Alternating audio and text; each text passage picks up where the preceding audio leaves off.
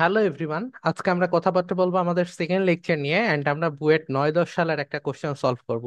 আমরা একটু পড়ে দেখি যে আমাদের কি বলছে। আমাদের বলছে যে একটি বস্তু ঘন্টায় 36 কিলোমিটার বেগে ভূমির উপর দিয়ে পিছলে যেতে যেতে অবশেষে স্থির অবস্থায় আসলো। তারপরে সেখানে ঘর্ষণ কাজ করছে এবং বস্তু এবং ভূমির মধ্যে ঘর্ষণ গুণাঙ্ক দিয়ে আছে 0.2।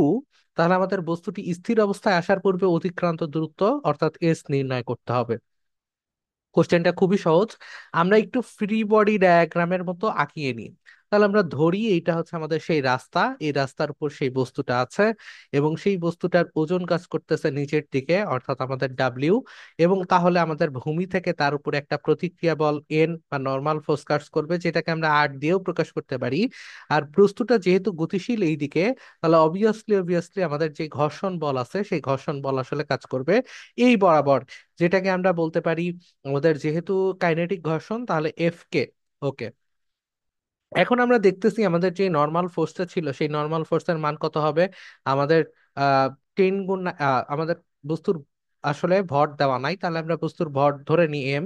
এবং তাহলে আমাদের ওজন হবে হচ্ছে এম জি এর সমান, অর্থাৎ নর্মাল ফোর্সও হবে হচ্ছে এম জি এর সমান, অর্থাৎ ভূমির প্রতিক্রিয়া বল যেটা। এবং আমাদের যে ঘর্ষণ বল হবে সেই ঘর্ষণ বলের মান হবে F K equal to mu of M জি।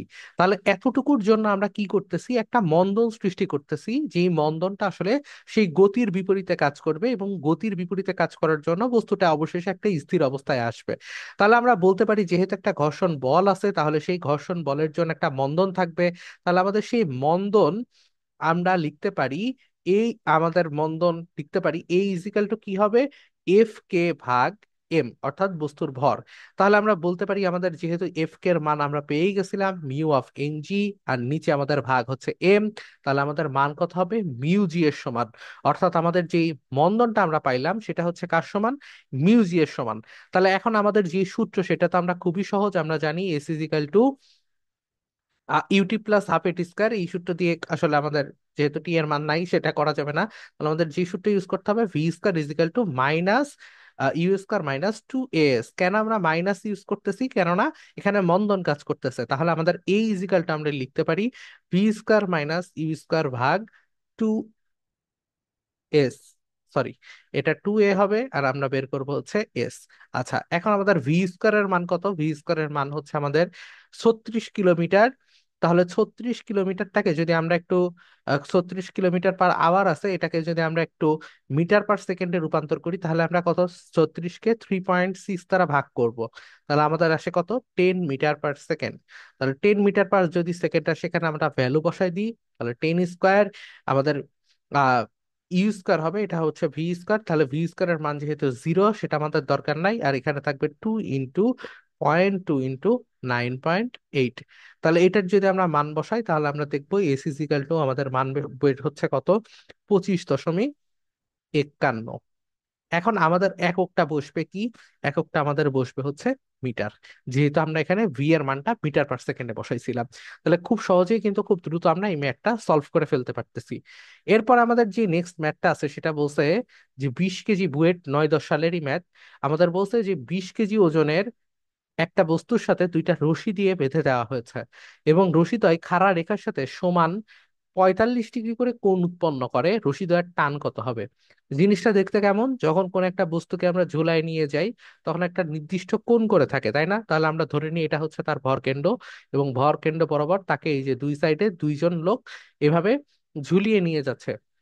ও ঝুলিয়ে নিয়ে গেলে আমাদের খাড়া রেখা, তো খাড়া রেখা কোনটা, আমরা ধরে নিই এটা হচ্ছে আমাদের খাড়া রেখা, সেই খাড়া রেখার সাথে কত, 45 ডিগ্রি কোণ করে তৈরি করতেছে। তাহলে আমার এই দড়ির রশি টান লাগবে।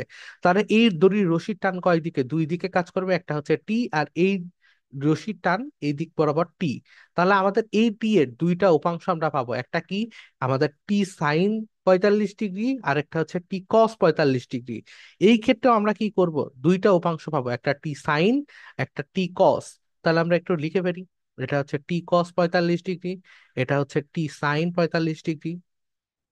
এবং আমাদের এই রশির ক্ষেত্রেও টানের মানটা কি হবে, সেমই হবে, যেহেতু কোণের মান সেম এবং মোটামুটি সমান দূরত্বে আমাদের নিয়ে যাচ্ছে, তাহলে এই ক্ষেত্রেও আমাদের কি হবে, টি কস 45 ডিগ্রি, আর এই বরাবর থাকবে আমাদের টি সাইন 45 ডিগ্রি।